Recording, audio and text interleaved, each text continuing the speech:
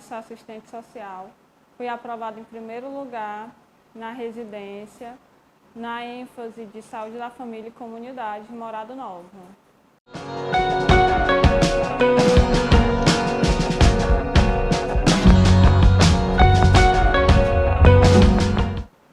Eu passei um ano estudando por conta própria, que foi o ano de 2019, mas era por conta própria, não tinha nenhuma preparação, só por base no que eu já tinha estudado da faculdade.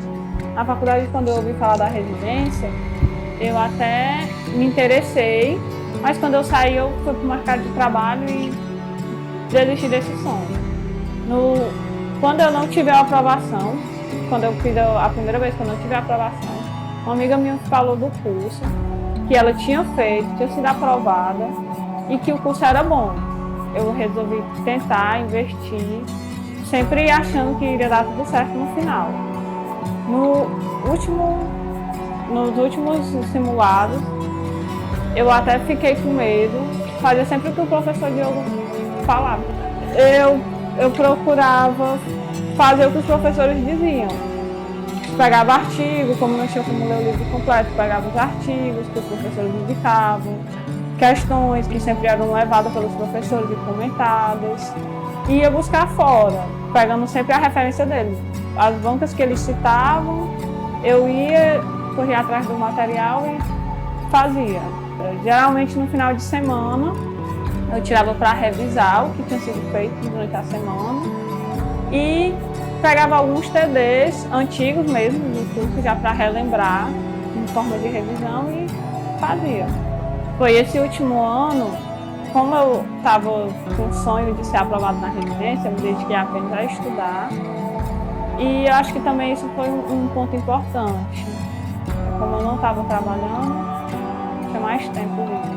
No início, como a prova esse ano mudou um pouco o modelo, eu achava que não ia ter como ser aprovado. Aí quando saiu primeiramente as questões, aí quando eu vi que tinha sido 41 acertos, aí eu já fiquei, eu acho que vai dar, Mas aí veio a prova de títulos. E quando veio a prova de títulos, aí quando eu vi realmente o resultado final, aí pronto, aí veio o choro de alegria, de saber que valeu a pena se dedicar, que não foi em vão. Muitas das coisas eu ficava lembrando do que o Diogo falava. Vai ter dois itens que não tem nada a ver com a questão, que você vai anular de cara, e vai ter dois que você vai ficar em dúvida.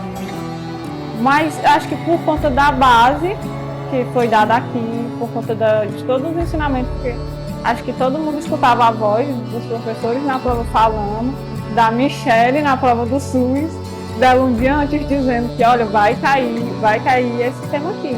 Vocês deem uma olhada. E justamente, antes da prova, eu dei uma olhada no material, né, como todo bom estudante, dei uma olhada e realmente caiu o que eles tinham dito que ia cair. Aí eu já fiquei passada, né, já fiquei com o número de questões. Quando eu vi que eu tinha sido aprovada realmente, aí foi acho que é a concretização de um sonho. Porque a gente estuda e muitas das vezes você tem que abrir mão de algumas coisas para poder se dedicar. E quando você vê lá que você foi aprovado, que deu tudo certo, eu acho que eu tenho uma rede de apoio muito forte, né, muito grande.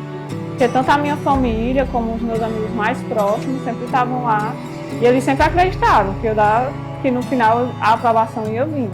Mesmo quando eu estava desmotivada, que eu ficava pensando assim, se eu tiver passar um ano estudando e não der certo, eles sempre estavam lá, sempre estavam me apoiando.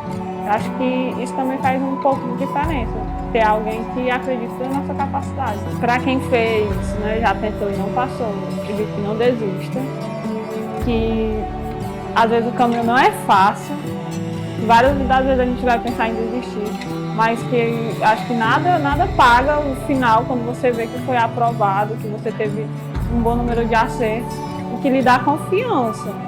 Que tipo, se eu conseguir passar na residência, eu vou conseguir passar em outras provas. Então, eu acho que é você fazer um pouquinho a cada dia. Sempre lembrar que não desista, que persista, que uma hora a aprovação vem. A gente costuma brincar na minha casa que eu não sou a inteligente da família. E se eu conseguir, eu digo para os meus irmãos, se eu conseguir, eu tenho certeza que os outros também conseguem. E quem não conhece a residência, né? Procure conhecer, porque é um campo muito enriquecedor, principalmente para a área profissional. Quem está saindo da graduação, que ainda não tem aquela base de atuação profissional, acho que a residência é o ponto certo. Acho que lá sempre a gente vê o depoimento dos alunos dizendo que é algo transformador, porque existe você antes da residência e o antes e o depois da aprovação, né? Depois que você passa pelo processo de residência.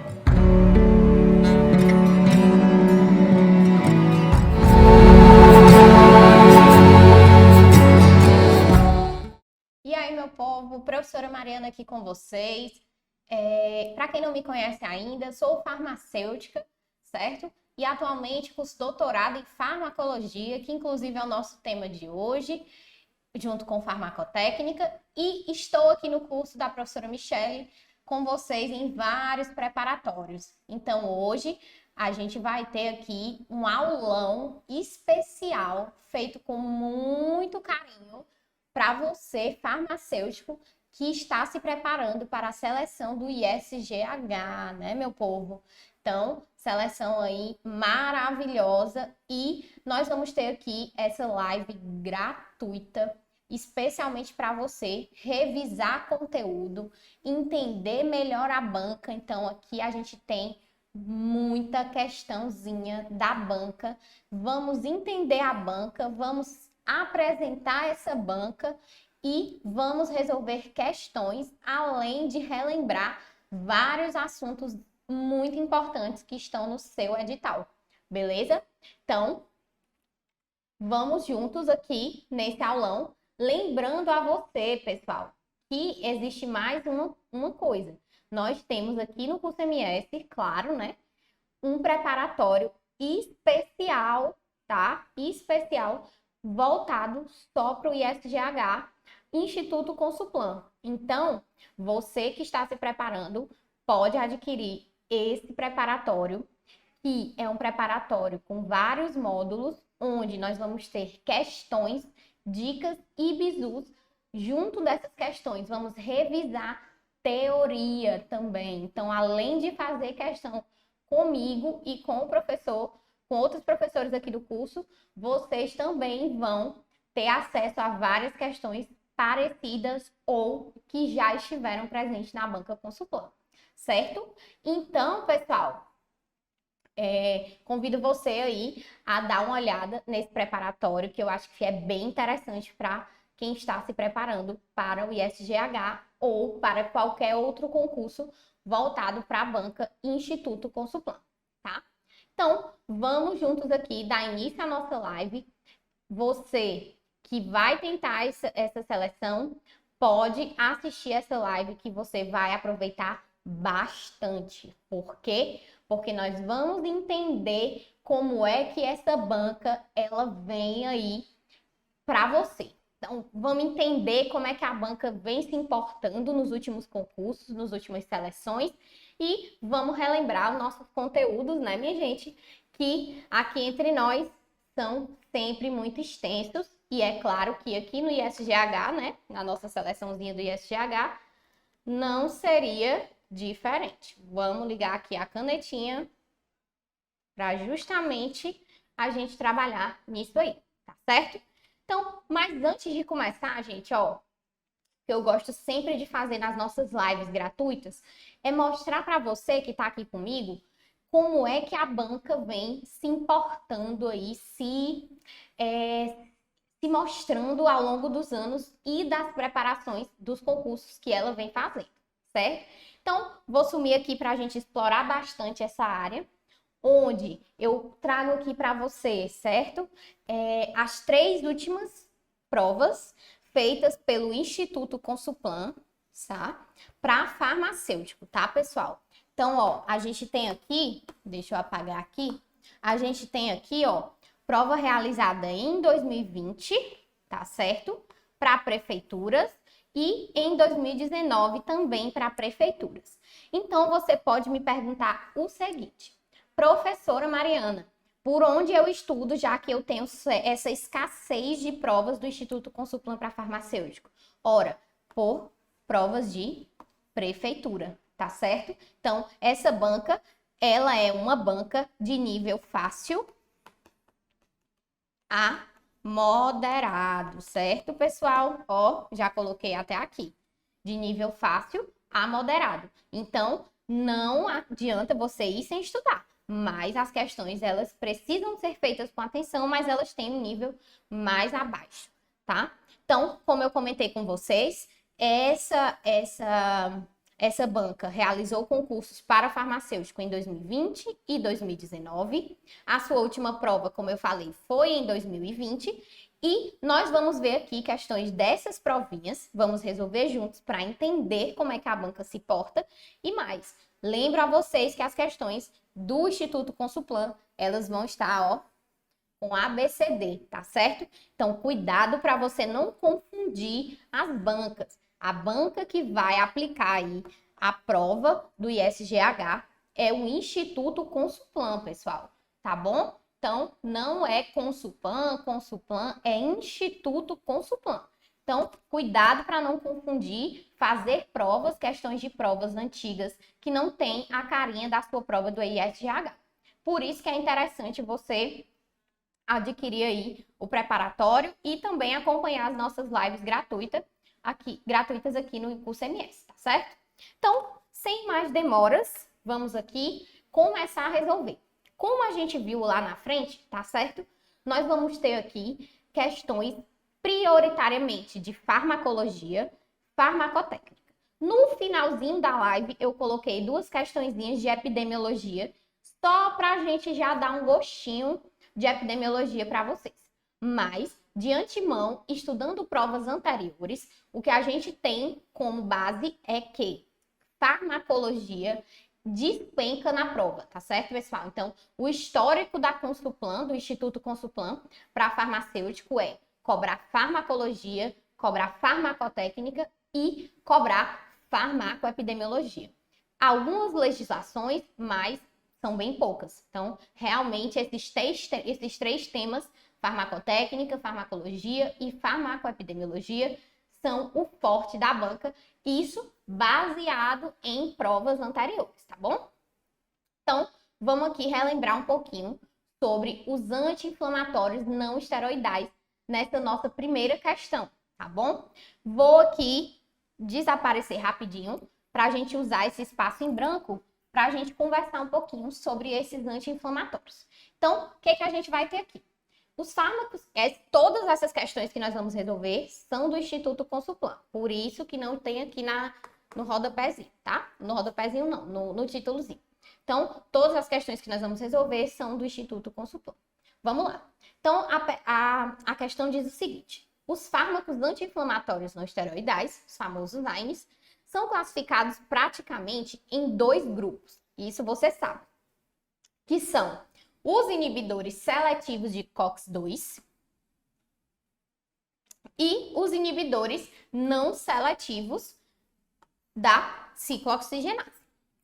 Professora, então, eu não estou recordando aqui, ou eu queria revisar sobre a COX. Vamos lá revisar um pouquinho sobre a COX antes da gente resolver essa nossa questãozinha, que, como eu disse a vocês, tem um nível fácil a moderado, tá bom? Então, vamos só lembrar um pouquinho sobre o mecanismo de ação dos AINES, tá certo? Dos AINES, pessoal. Então, vamos relembrar. Vou desenhar aqui para vocês, só para a gente relembrar rapidinho. Então, o que é que nós temos, né? Nós vamos ter aqui, bem bonito, para não dizer o contrário, a nossa membrana plasmática. Então, finge aí que você está vendo aqui uma membrana plasmática, certo? Membrana plasmática essa que é rica em fósforo. Menino, que letra feia essa minha. Fósforo é rica em fosfolipídios, não é isso? Pois bem, o que é que acontece num momento de homeostase, ou seja, quando o nosso corpo está operando normalmente? nós vamos ter esses fosfolipídios, certo? Sofrendo a ação de uma enzima chamada fosfolipase A2. A enzima fosfolipase A2 é responsável por transformar os fosfolipídios em ácido araquidônico, não é isso? E este ácido araquidônico vai sofrer a ação de duas principais enzimas, que são quem? A lipoxigenase e a ciclooxigenase. Olha aqui a ciclooxigenase, né? Onde essas enzimas vão atuar no ácido araquidônico, sendo a ciclooxigenase responsável pela formação de prostaglandinas e de tromboxanos, tá certo? Esses dois aqui, ó, prostaglandinas e tromboxanos, são responsáveis aí por vários mecanismos do nosso organismo. Os tromboxanos, por exemplo, pela agregação plaquetária, as prostaglandinas por dor e inflamação.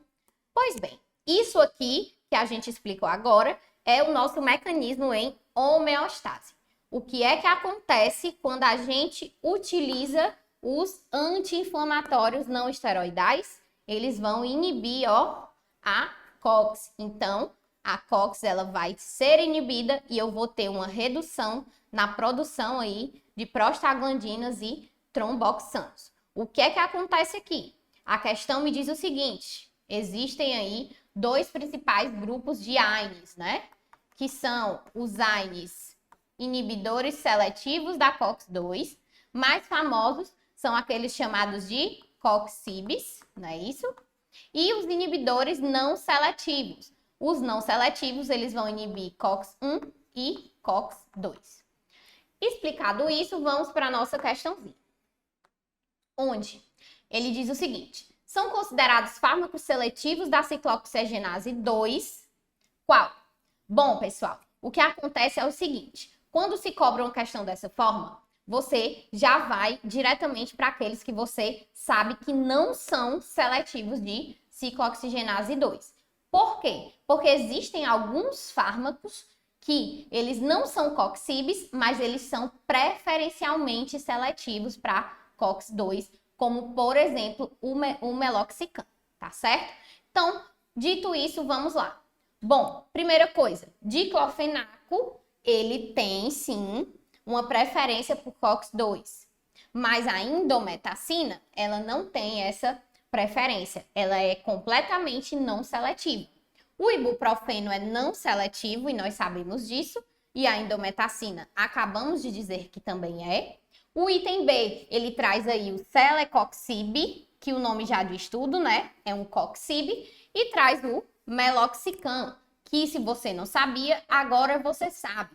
Ele é preferencialmente seletivo, ele é preferencialmente seletivo COX-2, certo?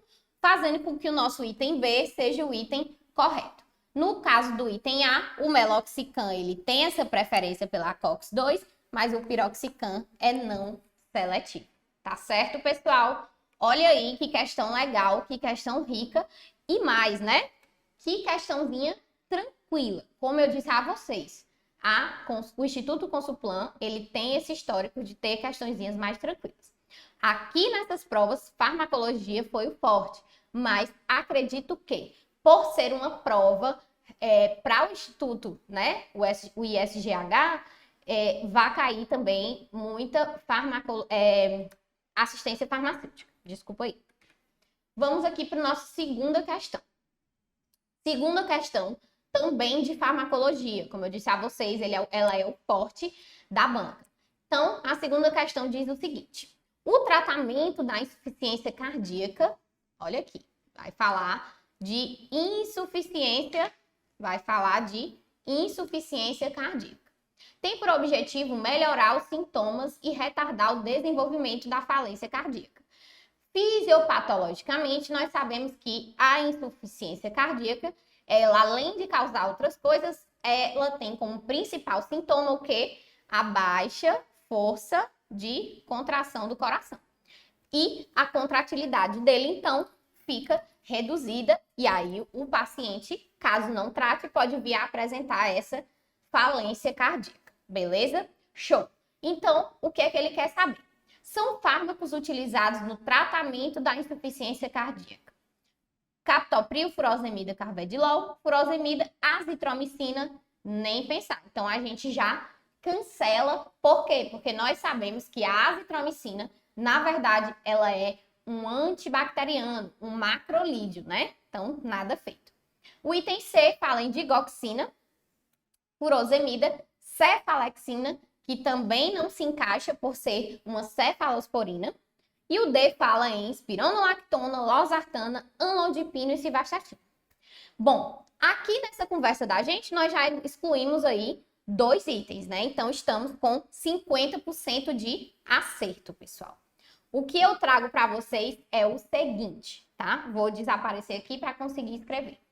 No protocolo principal, nós vamos ter o seguinte: para insuficiência cardíaca, tá? Um protocolo que se pode recomendar é a adição de um inibidor da ECA, que é a enzima conversora de angiotensina, a adição de um beta-bloqueador e a adição de um diurético, certo?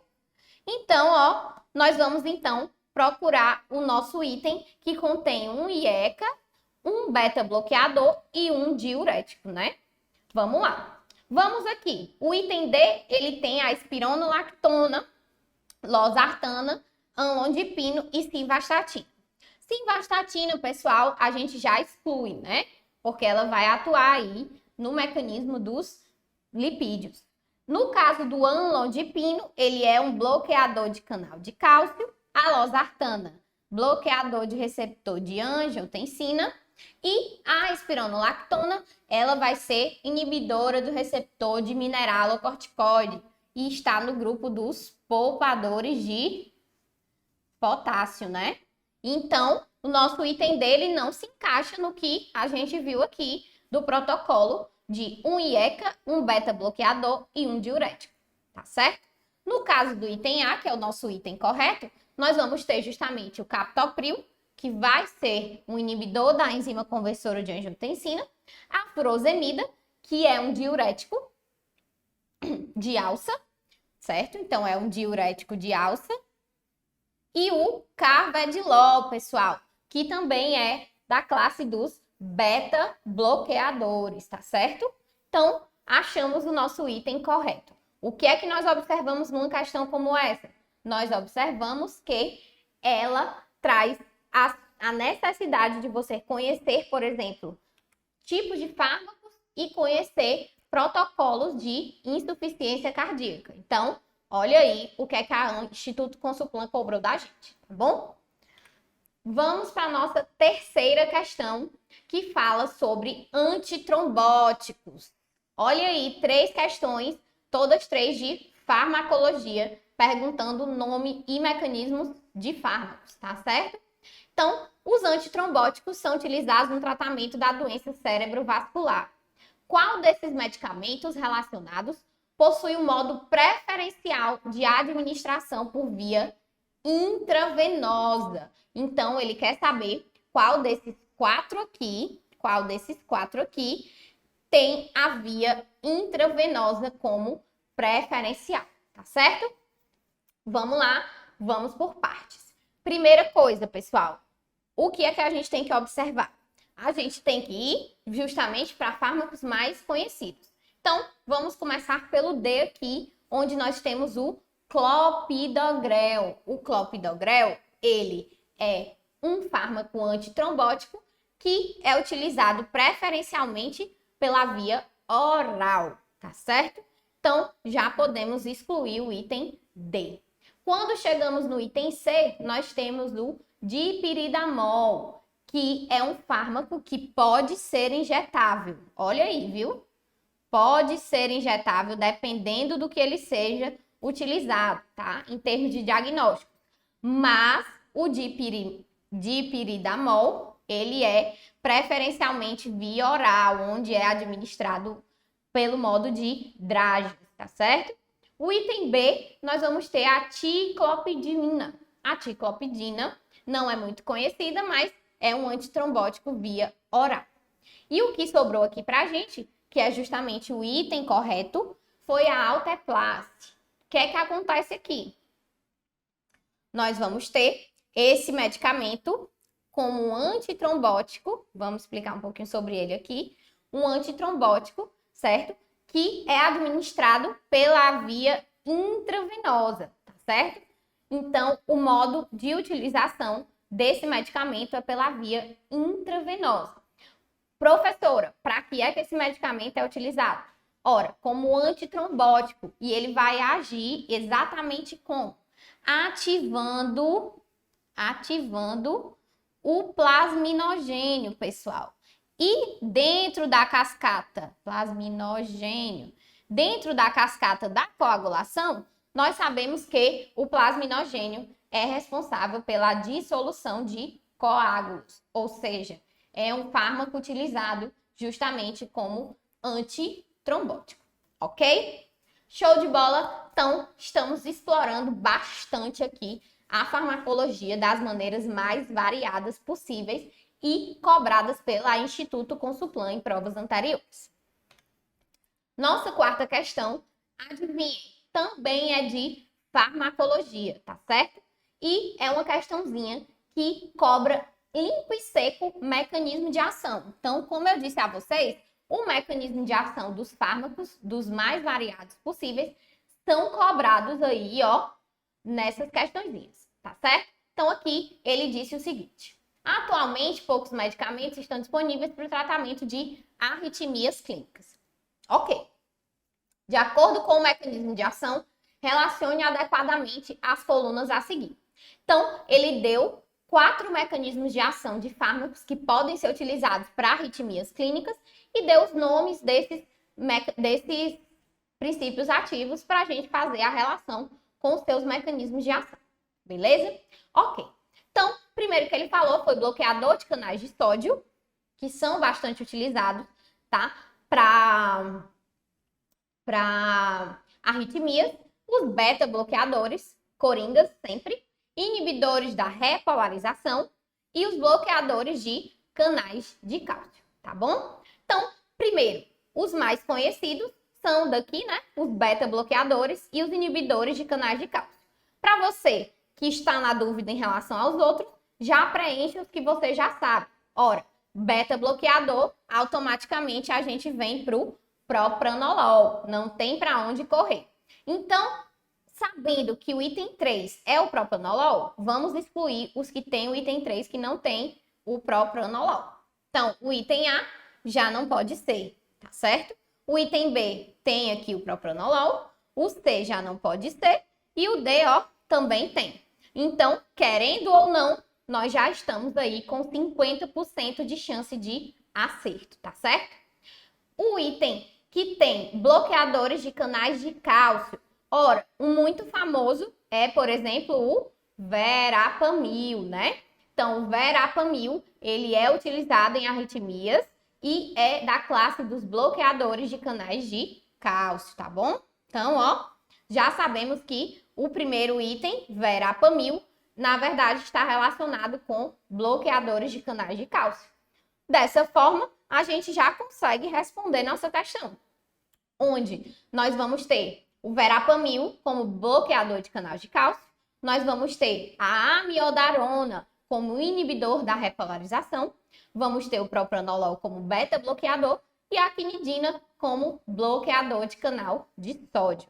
Olha aí que questão massa, né, meu povo? E além de eu estar aqui revisando com você na nossa livezinha, eu também estou lhe ensinando a fazer umas questõezinhas aqui, se você estiver na dúvida lá na hora da sua prova, tá certo? Show de bola, show de bola. Então, vamos lá, vamos aqui para a nossa quinta questão, onde nós vamos ter mais uma vez a sua banca, Instituto Consuplan, cobrando farmacologia limpa e seca. Lembrando que essa farmacologia aqui, cobrada pela Instituto Consulplan, ela está sempre voltada para nome de fármaco, princípio ativo, e sempre voltada também para a questão aí do mecanismo de ação, tá? Então, deixa eu sumir aqui para utilizar esse espaço em branco e a gente lembrar um pouquinho sobre os nossos diuréticos, né? Que são assuntos sempre presentes em provas para farmacêutico. Então, quinta questão diz o seguinte: os diuréticos são fármacos que têm a propriedade de causar aumento do volume urinário. Então, eles vão fazer o quê? Eles vão provocar a diurese, né? Vão aí aumentar o volume urinário, tá bom? Beleza. E aí diz o seguinte, a banca. É um esteroide que atua na membrana basolateral da célula tubular, inibindo competitivamente a ligação da aldosterona com o seu receptor de mineralocorticoide, localizado no citoplasma das células dos segmentos cortical e medular do ducto coletor. Olha aí. Ele quer saber, então, aqui, dentre esses 4 fármacos, qual é o fármaco que tem esse mecanismo de ação. Lendo o mecanismo de ação, nós estamos vendo que ele está falando de quê? Está falando de bloqueador ou antagonista, né?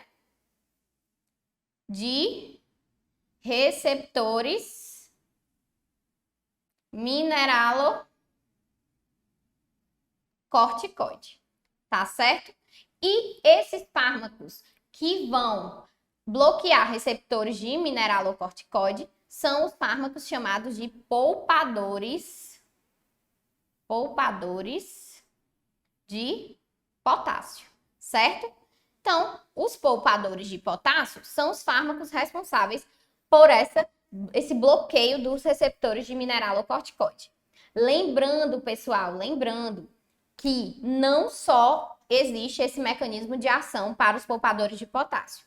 Além de terem fármacos bloqueadores de receptores de mineralocorticoide, os poupadores de potássio também vão ter, dentro da sua classe, bloqueadores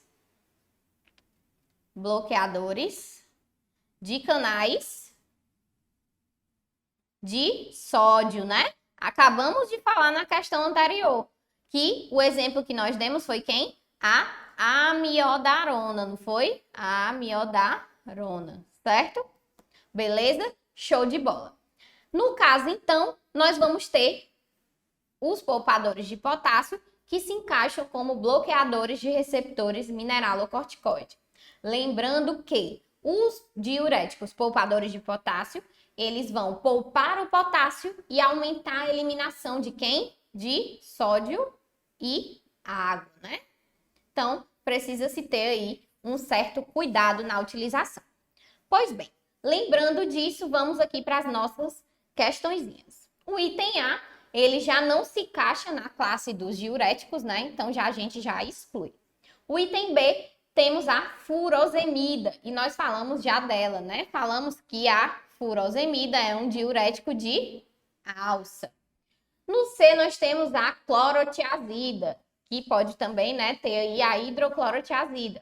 E a tiazida, como nós já vimos, ela é um diurético, mas é um diurético tiazídico, né? O que nos resta, então, ó, é a espironolactona, que é justamente um diurético poupador de potássio que vai agir bloqueando os receptores mineralocorticoides, impedindo a ligação da aldosterona e gerando ali aquele processo de poupar potássio e liberar mais sódio e água. Show de bola? Beleza, né? Então, continuando ainda na questão da farmacologia. Olha aí, viu, meu povo? Haja farmacologia na veia da banca Instituto Consulplan. Então, a gente tá já aqui com mais ou menos uns 30 minutos de live e tome farmacologia. 6 questões, todas de farmacologia. Então, dá para entender, né, que o Instituto Consulplan, ele tem um certo carinho por farmacologia, que inclusive está no seu edital do ISGH. Então, muito provavelmente você vai encontrar questões com essa carinha aqui da nossa live, tá? Então, a questão 6, né? A conduta no paciente que apresenta vômitos deve ser sempre individualizada. Uma das drogas antieméticas, ou seja, para vômito, usada é a metoclopramida, né? Aquela bem famosa, que é conhecida como aquele medicamento bem famoso, que é responsável por, em alguns pacientes, causar o quê? Sintomas extrapiramidais, não é isso, pessoal? Extrapiramidais, tá certo? Ok. Então, drogas antieméticas é a metoclopramida, que possui o seguinte mecanismo de ação. Então, de maneira bem prática, ele chegou e perguntou o seguinte: a metoclopramida, ela é um antagonista colinérgico, adrenérgico, dopaminérgico ou serotoninérgico? E aí? Então, nós sabemos que a metoclopramida, ela é utilizada como antiemético, mas ela está aí na classe de antagonistas dopaminérgicos. Então, ela vai aí ter essa ação em receptores dopaminérgicos, tá certo? Então, não é colinérgico, não é adrenérgico e nem serotoninérgico. Ela age principalmente como antagonista dopaminérgico. Anote aí se você não lembrar, tá bom? Questão bem tranquilinha também, né, minha gente? Bem de boa para a gente resolver, principalmente quando o assunto é farmacologia. E, obviamente, aqui estamos nós mais uma vez para responder questão de farmacologia da Banca Instituto Consulplan. Lembrando que nessa questãozinha de agora, ele sai um pouquinho da farmacodinâmica, né? Daquela questão de mecanismo de ação e passa aqui para quê? Para farmacocinética, né? Para farmacocinética. Olha aí, viu? Ele traz para você uma questão de farmacocinética, que diz o seguinte: o fármaco enalapril, conhecido como um profármaco oral, necessita, para ser ativado, sofrer o processo D. Então, a gente sabe aí que o enalapril, tá certo? Ele é um profármaco, ou seja, ele é administrado por via oral, na forma de profármaco, ou seja, na forma de, anote, maleato de enalapril. E que, uma vez dentro do organismo, ele vai sofrer processos que vão transformá-lo de profármaco em fármaco, né? Esse processo de transformação de profármaco em fármaco, ele acontece principalmente em que momento? Na eliminação, na secreção renal, na biotransformação ou na filtração glomerular. Pessoal, olha aqui que questão interessante. Uma questão muito fácil. Por quê? Porque ele fala, certo? Em eliminação. E nos dois outros itens ele fala de processos da eliminação.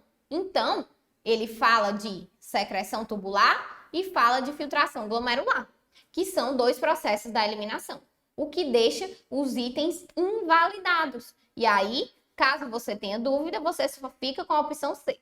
Caso você tenha assistido essa aula, você vai lembrar que os profármacos são convertidos em fármacos no processo de metabolização, ou seja, no processo de biotransformação, tá certo? Então, eu tô no meio, né? Então, nenhum segredo aí pra gente, tá bom, pessoal? Show de bola!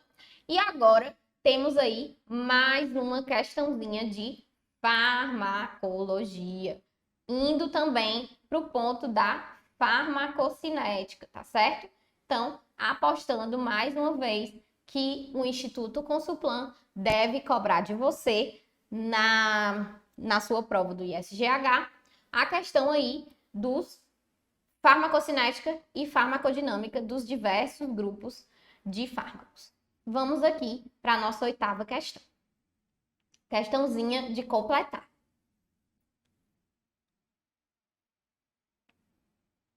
Que diz o seguinte: os fármacos, devido à sua ficam, não atravessam barreiras biológicas e tendem a ficar tal coisa. Ou seja, ele está falando aqui de um processo chamado o quê, pessoal? De um processo chamado de absorção, certo? Que é justamente a primeira etapa da farmacocinética, né? Então, uma vez que o fármaco é administrado, ele então vai ser absorvido. E nós sabemos que existem condições, algumas condições muito importantes da estrutura e da molécula do fármaco que vão ajudar na sua absorção para depois que ele seja distribuído, metabolizado, aquela coisinha lá que nós já sabemos, né? A ADM é absorção, distribuição, metabolização e eliminação, certo? Ou D feio. Vamos corrigir esse D que está muito feio. Ok. Então, vamos entender. Ele está falando o seguinte: os fármacos, devido à sua polaridade ou apolaridade, ficam ionizados, despolarizados, não ionizados, não sei, não atravessam barreiras biológicas e tendem a ficar livres na membrana, presos na membrana, retidos no núcleo de células procarióticas ou retidos em um lado da membrana biológica. Para que a gente resolva essa questão rapidinho, eu vou lembrar aqui a vocês o seguinte. Nós temos dois tipos principais de fármacos. São aqueles fármacos que são apolares, então anote essa diquinha aí, apolares e polares, certo? Os fármacos apolares, eles estão na forma não ionizada, tá certo? E por estarem na forma não ionizada, eles são então mais lipossolúveis. Ok? Beleza, isso aqui é nosso primeiro ponto importante. Apolares são não ionizados e mais lipossolúveis. Quando falamos em polares, nós vamos ter fármacos ionizados, tá certo? Ionizados. E por isso, então, vamos ter fármacos mais hidrossolúveis.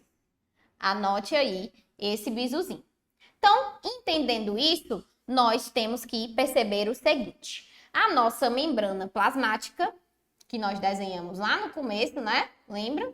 Ela é rica em quê? Em lipídios. Nós falamos lá no início que ela é rica em fosfolipídios. Então, como nós sabemos que lipídio tem afinidade por lipídio, se um fármaco é mais lipossolúvel, ele vai atravessar melhor a membrana plasmática para entrar na célula e ser, então, absorvido, tá certo? Então, o fármaco, devido à sua tal coisa, fica tal coisa e não atravessa as barreiras biológicas. Ou seja, ele está falando de um fármaco que não atravessa a membrana plasmática. Então, ele está falando de quem? De fármacos, ó, tá falando de quem? De fármacos hidrossolúveis. Então, fármacos hidrossolúveis são aqueles que são ionizados e polares, ok? Então, o item A a gente já exclui, né? Porque ele está falando de apolar. O item B pode ser, o item C não, porque ele está falando em apolar e o D ele está falando em polar. Então, sabemos que aqui no nosso primeiro quadradinho, vou mudar aqui a cor da caneta, no nosso primeiro quadradinho, nós vamos ter a palavra polaridade, né? Por serem polares, eles vão ser o quê? Ionizados. Então, já sabemos que a nossa resposta é o item D, né? E não atravessam barreiras biológicas, tendendo a ficar retidos em um lado da membrana biológica, ou seja, eles não vão entrar na célula, tá bom? Então, essa é a nossa 8ª questão do Instituto Consulplan. Professora, na prova eu vou ter que pensar tudo isso? Não, pessoal. Você vai ter que entender o princípio, você vai ter que entender aí o princípio de absorção de fármacos, aproveitar esse bizuzinho aqui da professora e partir para o abraço, né? Mas a gente aqui na nossa live, a gente vai entrando mais no conteúdo para você conseguir fixar bem direitinho, tá certo? Beleza.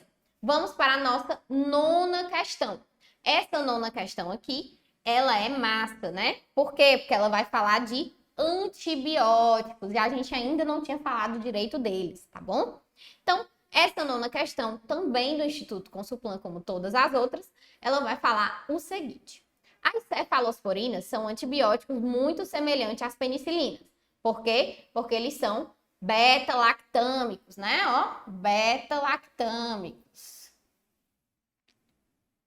Ok? No entanto, mais estáveis as beta-lactamases, que são aí as enzimas que quebram o anel beta-lactâmico, que estão nesses fármacos. E sabemos que a beta-lactamase é justamente uma forma de proteção da bactéria, uma forma de resistência. E por isso possuem um maior espectro de ação. Devido ao seu amplo espectro de ação antimicrobiano, elas são classificadas em 4 grandes grupos ou gerações. Falado nisso, ele pergunta se você sabe desses itens aqui, quais são os que são cefalosporinas de terceira geração, certo? Então, vamos relembrar um pouquinho aqui, né, gente? Só em termos de nomenclatura. Nós vamos ter as de primeira, de segunda, de terceira e de quarta geração, né? Onde, nas de primeira geração, a gente tem aquelas bem famosas, né? Cefalexina. Quem mais? A cefadroxila, né? E por aí vai. Nas de segunda geração, nós vamos ter quem? Temos a cefuroxima. Quem mais? Cefuroxima. Nós vamos ter a ceftazidima. Ceftazidima não, a cefazotina. Na terceira geração, nós vamos ter a ceftriaxona, famoso aí Rocefin, né? E também podemos ter quem mais? A cefotaxima, certo? E na quarta geração, a gente tem o famoso ceftazidima, ou ceftazidime, né? Beleza? Então, uma vez visto isso, vamos para os nossos itens. O item A, estamos falando em cefalexina e cefaclor, nem pensar, não estão dentro da terceira geração. O B, cefuroxima e cefaclor, também não estão, aliás, cefaclor não está dentro da terceira geração. Cefalotina e cefalexina, também não. Sobrando só o item D, que fala da ceftriaxona e da cefotaxima, que são justamente 2 cefalosporinas de terceira geração. Ok? Show de bola? Show de bola. Vamos, então, entrar um pouquinho aqui na farmacotécnica. Observem que a live foi quase que toda focada em farmacologia e vamos aqui só para o finalzinho de farmacotécnica para vocês verem um pouquinho de como é que se dá aí, como é que se dão as questões do Instituto Consulplan de Farmacotécnica. Questão 10 diz o seguinte: controle de qualidade de medicamentos analisa todos os insumos que participam do processo produtivo de medicamentos acabados. Nesse processo, a determinação de peso médio, possui a função de verificar se existe uniformidade de peso entre as unidades do mesmo lote. Então, eu vou fazer ali uma amostragem e o peso médio dessas unidades. Entretanto, esse teste preconiza a sua aplicação para algumas formas farmacêuticas. Assinale-se. Pessoal, questão muito tranquila. Ora, eu faço o peso médio para quê? Principalmente para sólidos, né? Principalmente para sólidos, tá certo? Então, o item A, gente fica solução, não tem como eu fazer peso médio. Suspensão no B, também não tem. No C, nós temos drágeas e comprimidos revestidos, são 2 sólidos. E no D, nós temos suspensões que também não podem ser feito o peso médio. Ou seja, o nosso item C é o nosso item correto. Muito tranquilo, né não, minha gente? Muito tranquilo. Dá para você saber que o peso médio é feito principalmente aqui, ó, para os sólidos, tá certo? De boa na lagoa, vamos para a nossa 11ª questão, que fala sobre dinamização. durante a manipulação de alguns tipos de medicamentos, principalmente quem? Homeopáticos. Certo? Homeopáticos. Professora, de onde é que você acha que eles tiraram essa questão? Eles tiraram essa questão da RDC 67 de 2007, que trata das boas práticas de manipulação em farmácias magistrais e oficinais para uso humano, né? De fórmulas farmacêuticas para uso humano, certo? Então, durante a manipulação de alguns tipos de medicamentos, é utilizado o processo de dinamização. E ele quer saber o que é a dinamização, pessoal. De antemão, vou direto ao ponto. O item correto é o item D. O processo de dinamização, ele é caracterizado, segundo a RDC 67, como a diluição seguida de sucções e triturações sucessivas do fármaco em insumo inerte adequado, com a finalidade de desenvolvimento do poder medicamentoso, ou seja, tudo a ver com homeopatia, né? Então, segundo a 67, e essa questão foi tirada de lá, nós vamos ter aí justamente a dinamização sendo caracterizada, tá certo? Beleza? Show de bola, show. Agora, pessoal, vamos aqui, tá? A live, como eu falei para vocês, ela é prioritariamente farmacotécnica e farmacologia. Lembrando que farmacologia foi o nosso forte, por quê? Porque dentro de provas anteriores do Instituto Consulplan para farmacêutico, farmacologia foi o que pesou mais. E eu falei que 3 temas pesavam mais nos conteúdos específicos, né? Farmacologia, que nós passamos aí a maioria do nosso tempo, farmacotécnica, que nós resolvemos algumas questões, e farmacoepidemiologia. E aí eu trouxe 2 questõezinhas extras de epidêmio, só para relembrar vocês alguns conteúdozinhos, beleza? Show de bola que o nosso tempo tá acabando. Então a questão 12, ela fala o seguinte: são estudos observacionais e longitudinais, ou seja, estudos que estão dentro da farmacoepidemiologia. Lembrando que a farmacoepidemio, ela vai ser dividida em farmacovigilância e estudos de utilização de medicamentos, né? Então, dentro da farmacovigilância, nós vamos ter estudos, né, dos mais variados tipos, dentre eles os observacionais e longitudinais, nos quais os indivíduos são classificados segundo o status de exposição, sendo seguidos para avaliar, olha a palavra, a incidência de doença. Essa é a descrição de que desenho epidemiológico.